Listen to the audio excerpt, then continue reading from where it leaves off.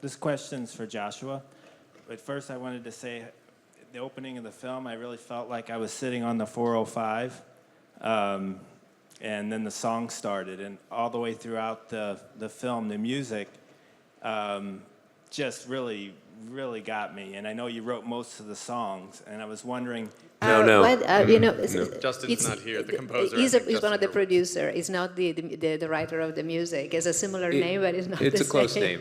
Yeah, it's a close Different, name, though. but it's not the same person. Made for a lot of entertainment during the Well, shoot. let me just say I really enjoyed the music. Oh, it's wonderful, yeah. Thank you. Thank you. Jordan, you could take credit for. I did write the music. Yeah. But perhaps, Damien, you can talk a little bit about your collaboration with Justin, because it's such, it goes back for 3 films, and it's really relevant, and it's growing,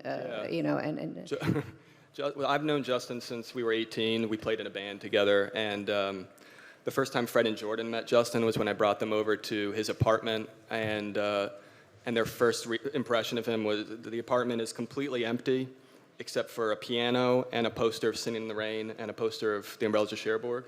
And so I think they were like really kind of somewhat horrified. A grand piano, not a keyboard. Right, by this monomaniacal person. But that's what I've always loved about Justin. And we have this relationship where, we're very close collaborators, and so he was writing the music as I was writing the script, as we were developing the story, and then of course, the music and story wound up adapting, once Emma and Mark came on board, and once it got fully cast, everything was a constant dialogue, and he was just there as a constant presence during the entire process. So I would definitely consider him, as much an auteur of the movie as anyone. There's a gentleman here. Well, congratulations, Gloria Scola from Spain. About the ending, right here, sorry. About the ending, I want to insist on the ending. Why did you choose not to give it a happy ending? Is a message of the film that you cannot have it all, that if you follow your professional or your artistic dreams, then you have to give up true love? If you can elaborate on that, please. And then, are you closer in your influences of Stanley Donen or Grease, like the musical influences? And for Emma Stone, congratulations again. What's the most outstanding thing about Damien Chazelle? Because he's very young, he's very talented. We just saw Whiplash and this film. So if you can tell us about that. Thank you very much. It's a great question. It's really great.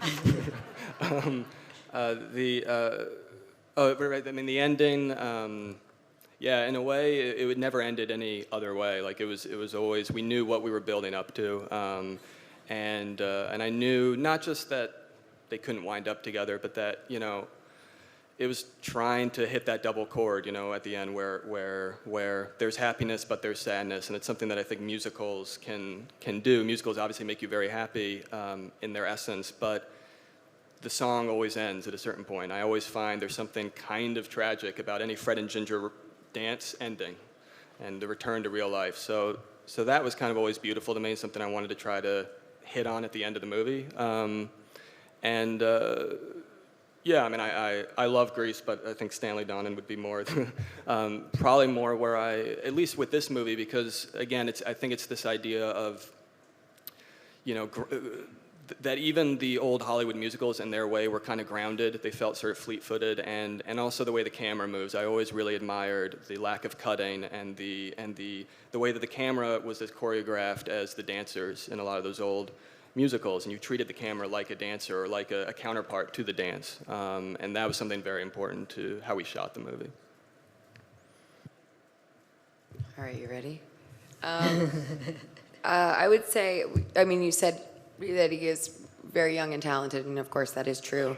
It sort of, I guess, goes back to what I was talking about before in the idea of being a young person that's putting yourself out there, creating something from scratch with all your heart.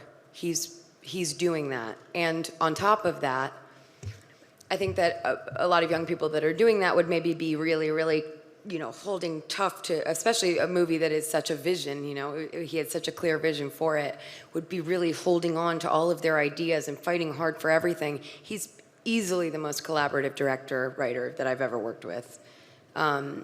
And made it feel so comfortable. Like if I ever had an idea, a thought, an argument, an opinion, a constant thing to say, he was so open and so collaborative and malleable, yet he never lost his vision of the film. And that's just rare for anyone of any age that's made a jillion movies. He's somehow able to bridge both of those things, and I think he's truly extraordinary. I'm just kidding. He's garbage.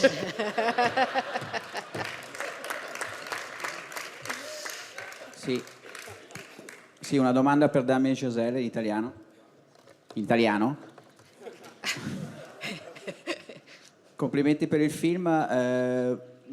Volevo tornare un attimo sul rapporto con la parte iconica, perché entrambi i personaggi sono circondati dalle icone, sia Emma ha un poster in camera di Ingrid Bergman e sia il personaggio di Ryan cita riferimenti musicali. La mia domanda per Damien Chazelle è il rapporto con le icone del passato, quanto è importante per lui come artista e glielo chiedo a livello musicale, quanto lo hanno formato, perché sul cinema ha già citato Stalledone, però volevo entrare nel dettaglio e chiedere di condividere quali sono stati i suoi riferimenti più importanti, visto che il film tocca anche la musica anni 80, quindi nel senso si passa dal jazz alla musica anni 80 con Take On Me degli A, cioè nel senso c'è un mix straordinario, c'è un ponte musicale che è affascinante, quindi non è soltanto